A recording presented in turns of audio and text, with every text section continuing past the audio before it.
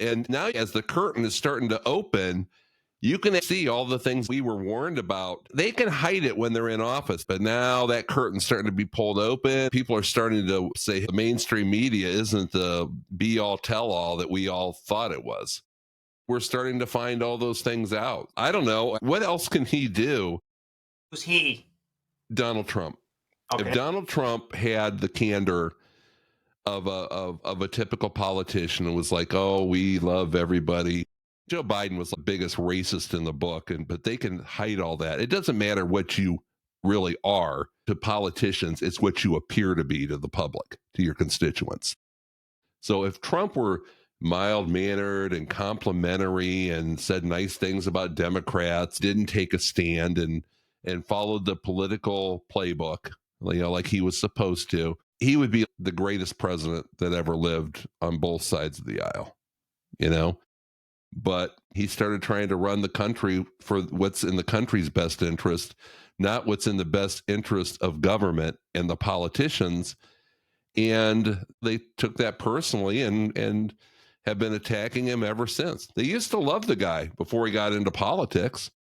Democrats love the guy. He was their hero, like Elon Musk. But as soon as you start going away from what they think things should be, the only opinions that matter are what they tell you your opinions are. They want to control the whole narrative. And as soon as they can't, you're done.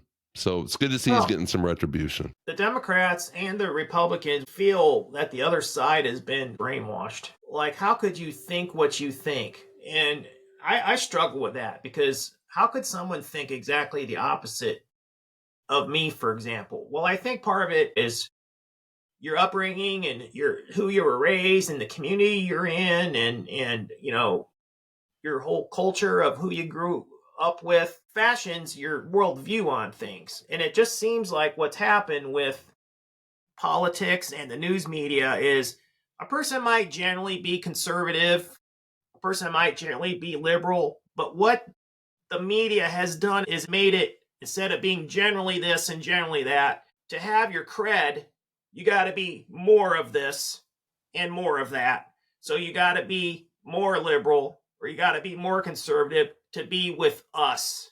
And it seems like, especially on the Democrat side, it's going hard left. AOC, you can just tell she thinks she's going to be president of the United States someday. And I'm like, well, no. Is Mondami going to be the vice president? Oh, jeez. It's the sad part is I don't believe it's the majority of the Democrat Party. Oh. Unfortunately, though, the ones that make the most noise are the most liberal. They're the ones that are screaming at the top of their lungs. So people hear that, and they're repeating it over and over and screaming it. And these other Dems are buying into it and starting to support them. So they're starting to lean further and further left and becoming more radical. And the American people have already spoken, because they thought that there was too much of that shit going on the last election. That's how Trump got elected. And now it's getting worse and worse.